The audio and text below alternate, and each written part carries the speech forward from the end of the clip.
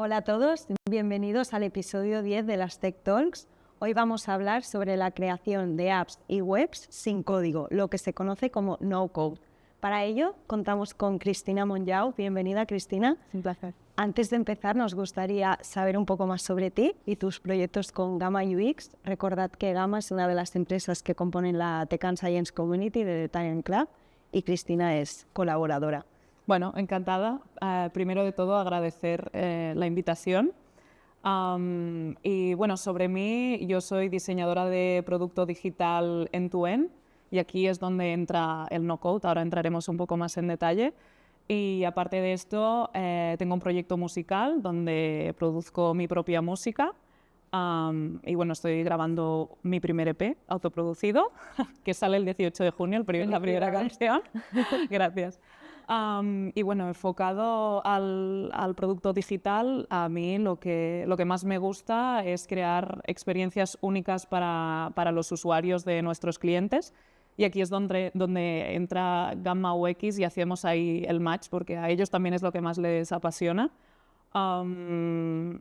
Y bueno, básicamente... Antes de empezar y para situarnos un poco, sobre todo aquellos que no sepáis qué es el no-code, en pocas palabras y de forma sencilla, ¿cómo definirías no-code?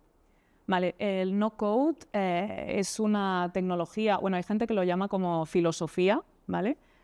Que lo que te permite básicamente o de lo que intenta es empoderar a diseñadores o a gente que no es de perfil técnico a que puedan crear sus propias webs o aplicaciones sin necesidad de programar literalmente. Sí que es verdad que hay apps o plataformas de este tipo que te permiten programar, que eso es un añadido, o sea, para los perfiles más tecnológicos y programadores eso sería un plus, pero básicamente lo que se trata es de eso, de empoderar a la gente que no tiene un perfil tan técnico a poder crear sus propios proyectos, ¿no? A hacer esa ejecución. O sea, básicamente la primera ventaja del no-code es poder crear sin código, sin picar código, y habrían otras más, porque también aquí debemos tener en cuenta que entra un punto que es no todo lo que se puede crear, sino dónde está el límite, ¿no?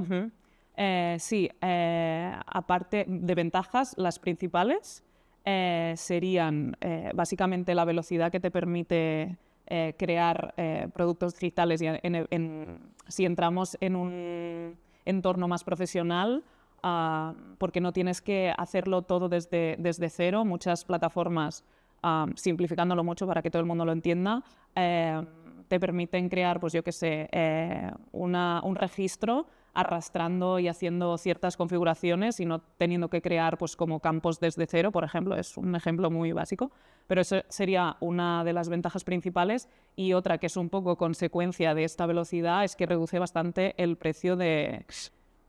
¿El coste? El coste, sí, justo. El coste de desarrollo de ciertos productos digitales. Y aparte de esto, ya sí, el extra, pues sería pues un poco esa democratización, ¿no? de los proyectos digitales que de alguna manera, como decía al principio, el no-code básicamente existe para que gente no técnica pueda acceder a crear sus propios proyectos. Y bueno, yo creo que eso ahí también es una ventaja, ¿no? Porque das esa opción a gente que no tiene esa formación o que de primeras no se imaginaría poder crear sus propias soluciones. Claro, está súper bien el tema que dices de que así todo el mundo tiene acceso a crear webs y apps sin código, pero aquí también entra el debate con el tema de los programadores, ¿no? O sea, ellos de alguna forma tampoco dejan de ser indispensables. Justo. Porque, y te pregunto, estas aplicaciones que permiten crear sin código están creadas por programadores, o sea, sí, que...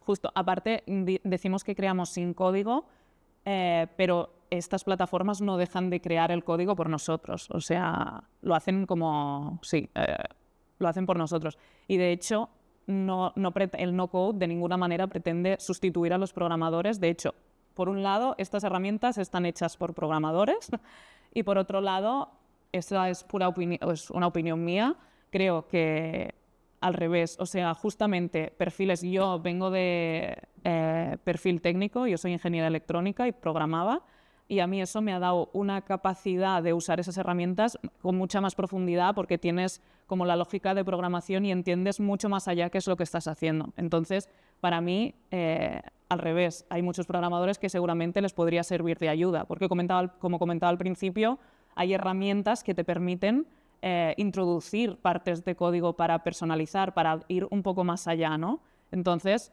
pues para mí es como una herramienta más que los programadores podrían utilizar. Y evidentemente hay productos muy específicos y más complicados que yo no recomendaría hacerlo en no-code, básicamente. Porque para alguien que quiera empezar desde cero a utilizar el no-code, o sea, ¿cómo se hace? Es una buena pregunta.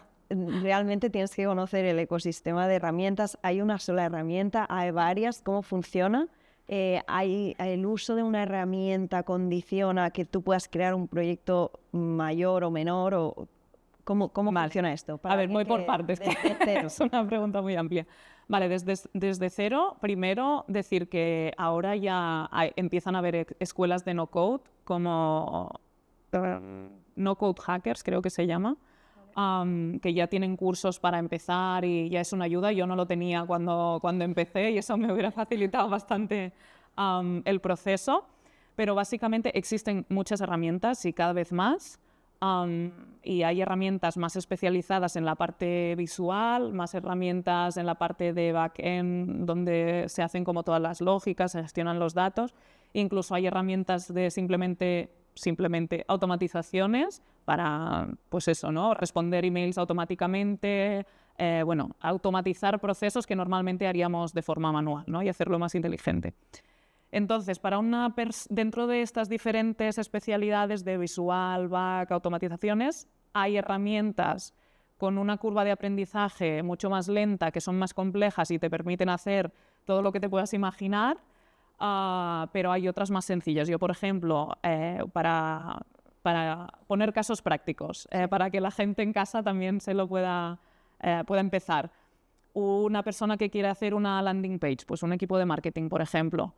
Pues yo, por ejemplo, de hecho, estoy lanzando para un proyecto que después ya hablaremos, la landing page la hice en 4 horas con una plataforma que se llama cart.co, que tiene sus limitaciones a nivel visual, sobre todo los diseñadores, que queremos siempre hacerlo lo mejor posible. Sí, exacto. Pues tiene ciertas limitaciones, pero es muy sencilla de utilizar. Y en backend pasa lo mismo. Pues está Airtable, que es como un Excel un poco más amigable, que te permite hacer formularios, te permite hacer como muchísimas cosas, sin tener que estar ahí horas y horas peleándote. Y después ya hay más complejas para, por ejemplo, Webflow, para la parte más visual, pues está muy, muy bien. De hecho, también hemos traído un caso práctico, pero ahí la curva de aprendizaje pues es un poco más lenta. Porque, a ver si nos pudieras mostrar un poco el ecosistema de todas estas herramientas. Son varias. El hecho de que empieces a utilizar una herramienta, tú empiezas a crear, por ejemplo, una landing page con una herramienta, para seguir, eso te condiciona que luego a la hora de cambiar de herramienta te condiciona, ¿no? Hasta dónde está la limitación. Vale. La parte interesante de este tipo de herramientas es que ya están pensadas para que entre ellas puedan coexistir. O sea, están preparadas para que se puedan conectar una herramienta que es súper top, por ejemplo, como he comentado, Webflow, en la parte visual se pueda conectar con Shano, que de hecho es la que vemos aquí en el centro, que es la que es una herramienta muy, muy, muy top a nivel de gestión de datos, de lógicas, etcétera. O sea que estas herramientas ya están preparadas para conectarse entre sí. O sea, y esto al final te permite, pues vale, empiezo con una, pero a medida que va creciendo el proyecto y voy teniendo nuevas funcionalidades o nuevas necesidades, pues voy conectando y te permite seguir pues creciendo a nivel producto digital. Y en cuanto, por ejemplo, si yo quiero crear un proyecto con no-code, recordad que la Tech and Science Community somos una comunidad de empresas especialistas en la gestión del talento. El no-code, según opino o pienso, puede crear nuevas posiciones de trabajo. o también puede darnos la oportunidad de presentarnos, o sea, hacer un portfolio de nuestro perfil. ¿Esto tú cómo lo plantearías para alguien que quiera, pues eso, presentar un currículum? ¿Qué tan innovador es? A ver, yo por ejemplo, bueno, no sé si quieres que veamos casos prácticos. Vale, perfecto, sí. Porque yo, por ejemplo, uno de los casos prácticos que tenemos, que os había preparado aquí, es el portfolio. Yo, por ejemplo, para un diseñador web, qué mejor que presentarte con una web, ¿no? Y esta, por ejemplo, está hecha con Webflow. Sí que es verdad que le dediqué 2 meses para la parte del diseño, porque al final quería que respirase un poco de mí. Y esta web está hecha, tiene un formulario de contacto, está todo personalizado, tiene efectos que al final, bueno, pues ya no son como los más básicos de aparecer y desaparecer y tal, y ya está un poco más currado. Y está hecha con Webflow, o sea, eso sería un caso práctico que para presentar tu candidatura a algún sitio, pues ya es... ahí ya depende también de la creatividad y de tus capacidades, ¿no? Porque tienes que tener un poco de nociones de diseño gráfico. Claro, o sea, eso también es un punto importante, de hecho, que, bueno, que también nos pasa en el trabajo de diseñadores, ¿no? Que sí que es verdad que tienes que tener un poco de intuición, pero al final las herramientas pues necesitan de unas habilidades de diseño y después pues la parte técnica, cuando más quieras profundizar, pues más cosas podrás hacer. Claro, pero sí que es verdad que al final pues todo esto se está profesionalizando y tienes que... De hecho, ya vemos ofertas de empleo de especialistas en no-code. Sí. Por ejemplo, para crear un portfolio, ¿cuántas herramientas has necesitado? Yo, por ejemplo, o sea, para hacer la parte de ejecución como tal y de construcción, Webflow. Sí que es verdad que yo como diseñadora, la parte de diseño de experiencia de usuario y tal, que si hay por aquí diseñadores seguro que la conocen, es Figma. Y así otro ejemplo que, por ejemplo, de una aplicación aquí. Sí, este fue uno de los primeros trabajos que hice en No Code, que fue toda una aventura, la verdad. Desarrollamos una plataforma inteligente para entrenadores personales y constaba básicamente de 2 partes. Una era como el dashboard, donde los entrenadores personales subían sus ejercicios para no tener que estar rellenando todo el rato el Excel con fotos, perdón, un poco cutres, normalmente muy básicas.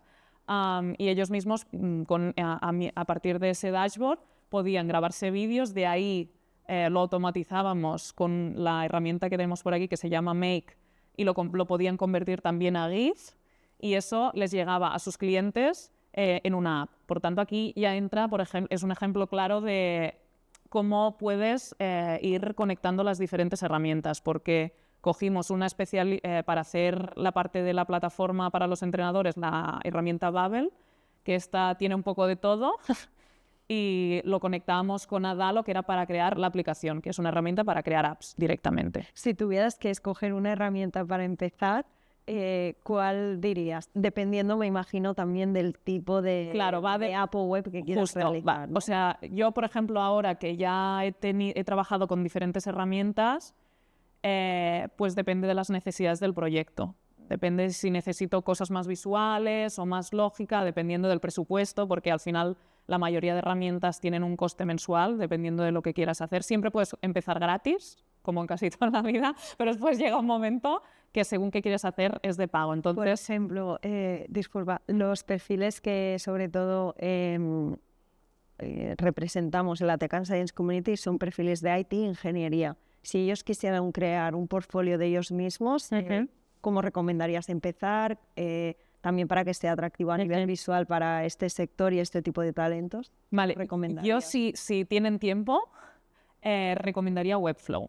Si tienen tiempo y ganas de dedicarle al visual también. Yo soy muy fan de esta herramienta porque te permite muchísimas cosas. Pero, por ejemplo, si no quieren complicarse la vida y quieren hacer algo más básico, pero básico no significa cutre, ¿eh? Mediocre, ¿no? Sí, exacto. Pues, por ejemplo, utilizaría Cart, que es la que he comentado antes, que es mucho más sencilla de empezar. O sea, también depende del tiempo que le quieras dedicar a eso. ¿Cuánto llevaría, por ejemplo, así un perfil sencillo de quién soy, qué hago y qué proyectos he realizado? Pues con Cart, por ejemplo, Yo creo, al principio, claro, la primera vez que te enfrentas a una herramienta siempre es más complicado, pero en una jornada laboral, en 8 horas, lo podrías tener.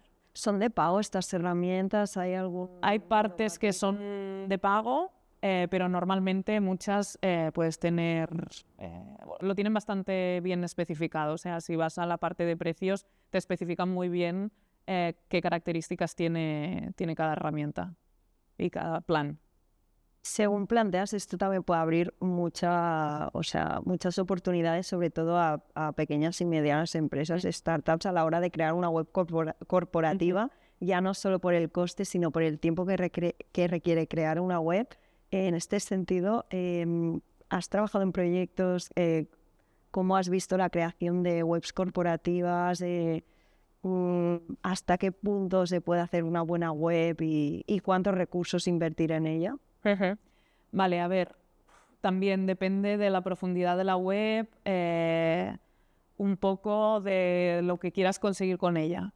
Yo te diría que puedes conseguir casi cualquier cosa, o sea, a nivel web, que no estamos hablando de un dashboard súper concreto, de un proyecto súper complicado a nivel técnico. Yo creo que no te diría, por no pillarme los dedos, no te diría que puedes hacer todo, pero casi todo sí. Entonces, depende también de los perfiles que tengan esas personas, de qué quieras conseguir.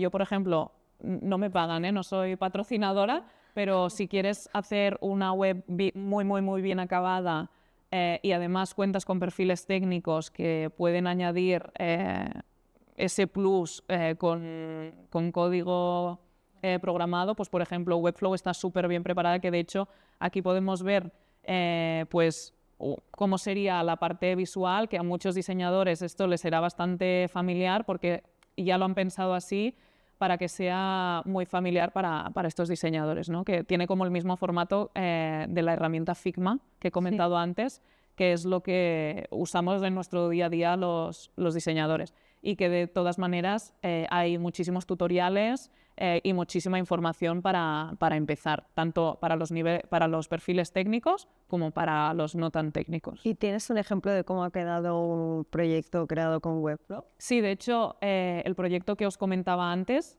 este justamente, podemos ver, bueno, este sería como el acabado final, y este está completamente hecho por Webflow. ¿Algunos ejemplos más así, Cristina, que quieras destacar?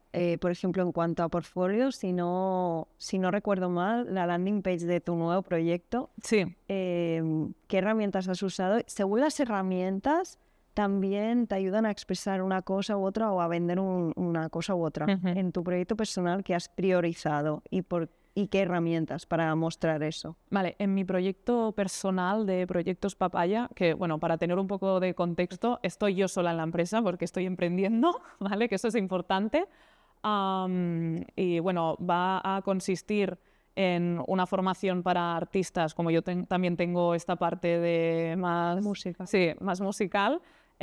Pues va a consistir en una formación para que aprendan a gestionar mejor el tiempo y a organizarse, como lo hacemos en las empresas tecnológicas. Pues básicamente aquí, para mi landing page, lo trabajé con Cart, básicamente porque tenía pocos recursos a nivel económico y a nivel de tiempo, porque si hay emprendedores, que seguro que hay, sabes que tenemos que hacer de todo un poco. Entonces... y también para que se vea que al final yo misma estoy usando para mis propios negocios este tipo de herramientas, porque eso, ¿no? Me facilitan el día a día y me permite empezar algo que de por sí, si tuviera que depender de personas externas, pues seguramente me complicaría mucho más el asunto, ¿no? Y aquí, de hecho, podemos ver el ejemplo de la herramienta por dentro, cómo quedaría. Y esta, por ejemplo, en este caso también tiene un formulario de contacto. Sí que es verdad que en Cart la parte de formulario es de pago, pero es muy simbólico. Creo que te cuesta como unos $20 al año, que esto está muy bien. Y aparte puedes tener el dominio propio, etcétera. O sea que es mucho... Reflexionando un poco sobre el no-code y todo lo que hemos ido comentando, el no-code abre la puerta sobre todo a perfiles de diseñadores que quieran empezar a programar, por decirlo. Pero aparte de ello, alguien que le pueda atraer, que no tenga formación en diseño, pero que en su día a día pues, le guste crear, ¿cómo le enfocarías para que pudiera empezar desde cero, o tanto a nivel personal como profesional? Vale, yo creo que la mejor forma de empezar con algo es encontrar algo que te motive. Yo empezaría por crear algún proyecto, pues eso, ¿no? Que le guste muchísimo y que sepa que le va a dedicar tiempo, porque al final sí que es verdad que decimos que es fácil o que no es tan complicado como empezar a programar desde cero, pero ya pasamos de no estar diseñando, que todo funciona cuando estamos diseñando, a algo técnico que tienes que tener un poquito de paciencia al principio, sobre todo porque hay veces que tú creas las cosas y no funcionan y no tienes muy claro por qué, ¿no? Entonces, yo le diría que elija un proyecto y que empiece por herramientas más sencillas como las que hemos comentado, y de todas maneras, si quieren empezar y tienen dudas, al final de la charla voy a dejar mis contactos, así que no duden en contactarme y yo les voy a echar una mano. Pues eso, ya hemos visto landing page, portfolios y las aplicaciones móviles, en este caso aplicada al mundo del deporte, que ahora está súper en auge esto del tema de entrenadores personales online. En cuanto a las ofertas laborales del presente, bueno, veo aquí que has encontrado algunas que ya piden no-code. Esto parece un poco como el tema de la inteligencia artificial, ¿no? Que ahora ya hay funciones específicas y posiciones. ¿Tú en este sentido te encontraste con este mundo de golpe o fuiste tú quien te quisiste introducir? La verdad es que vino a mí. Yo empecé trabajando en una startup que era una agencia de diseño, y allí creaban los productos digitales, empezaban desde la parte de diseño más conceptual. Habían clientes que venían con una idea y habían clientes que ya venían con algo más bajado, pero normalmente el final del proyecto no era como normalmente en las agencias de diseño, que entregas un entregable a los programadores, sino que normalmente hacíamos todo el ciclo y acababa el proyecto con un MVP real funcionando. Así que ahí fue cuando yo descubrí todo esto y empecé a aprender a medida de... Autodidacta, práctica. Sí, junto a los compañeros, pues bueno, nos ayudamos unas a otras y ya está. Así fue como empecé. Pues muchas gracias, Cristina, por esta conversación. Bueno, acabamos de descubrir un nuevo mundo, el no-code. Yo creo que abrirá muchas puertas, sobre todo a nivel de negocio y optimización, ya sea de procesos internos, de económicos, de tiempo. No sé si quieres acabar con una conclusión antes de irnos o si quieres... Bueno, antes de la conclusión, yo, por ejemplo, un caso que no he comentado y me parece muy, muy interesante por si hay diseñadores en la sala. El último caso más reciente que tuve de no-code fue una cosa que nunca había hecho y fue como, wow, es verdad, también se puede usar para eso.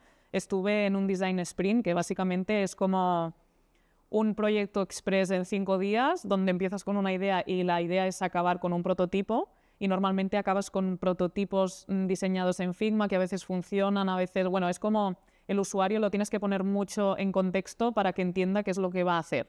En 5 días de una idea pasamos a tener pues realmente un producto funcionando. No era el producto entero y ya al final a los usuarios que vienen a testear ya los avisas, pero podían escribir, o sea, podían rellenar los formularios y todo eso. ¿Web? Sí, era una futura aplicación. Estaban trabajando en un concepto nuevo en Holanda, bueno. Y al final el entregable a la empresa fue un producto ya funcionando, del cual podían sacar datos reales, podían testear ya con usuarios reales, y que a partir de ahí podían seguir desarrollando. No tenían que hacer como empezar de cero con los programadores, etc. O sea, eso me ha parecido, perdón, que te he interrumpido, pero me ha parecido como un caso de uso que yo no había tenido la oportunidad de trabajar y me pareció súper interesante. Y última pregunta ya, porque ahora se me ha ocurrido otra. El caso del mantenimiento de webs creadas sin código, todo este tema, me imagino que también las herramientas van evolucionando, van introduciendo actualizaciones. ¿Esto cómo lo enfocas? Pues la verdad es que, como he comentado, o sea, al final empiezas gratis, pero normalmente cuando quieres ya dedicarlo a un uso profesional, pues pagas, bueno, lo que sea, no es muchísimo, y como pagas ese servicio, normalmente no tienes muchísimos problemas de actualización porque tú estás pagando el hosting a esa empresa de no-code. Por tanto, no es algo que tengas que hacer tú, sino que aparece. De repente normalmente te avisan y si se rompe alguna cosa, pues tendrás que hacer alguna configuración, pero de hecho las mismas empresas cuentan con un equipo de contacto para que si tienes algún problema, normalmente no tardan muchísimo en contestar. Por ejemplo, desde que creaste tu portfolio, ¿cuántas veces lo has tenido que actualizar? Ninguna. Ninguna. No. ¿Y cuánto hace de esto? Pues hará ya casi 2 años. Pues es bastante tiempo. He actualizado el contenido por conciencia, pero por necesidades técnicas no. No es lo que pasa en programación, que muchas veces hay problemas. No. Además, por ejemplo, como muchas herramientas entienden la necesidad de los diseñadores, de pasar de ese diseño a la herramienta no-code y también están facilitando muy bien. Pues, por ejemplo, muchas veces puedes diseñar en Figma y copiar y pegar, tienes que hacer algunas adaptaciones a Webflow, por ejemplo. O sea, ya entre herramientas no-code y las herramientas de diseño ya están entrando también en una dinámica de facilitar los flujos de trabajo lo mejor posible. Porque si yo ahora tengo una web y esa web sí que se ha creado con un código de forma tradicional, ¿le puedo realizar un mantenimiento o puedo actualizarla con no-code? Sería complicado. Tendrías que crearla desde cero en no-code normalmente. Hasta donde yo sé, quizás hay gente más experta en eso que puede asesorar mejor, pero yo de momento no sé, no conozco esa parte. Bueno, Cristina, no sé si quieres añadir algo más. No, por mí hemos tocado todas las ramas. Sí, yo creo que sí. Esto del no-code es un mundo, abre puertas también. Ya pronto, porque no nos hemos fijado, pero si hiciéramos un testeo aquí por aplicaciones de búsqueda de talento y proyectos, seguro que habría 1000 de no-code. Muchas gracias por este rato con nosotros. Y a los que estáis detrás de la pantalla, una vez más, gracias. Nos vemos en la próxima Tech Talk y no os olvidéis de seguir al canal de LinkedIn de la Tech and Science Community. Muy bien, muchas gracias. A ti.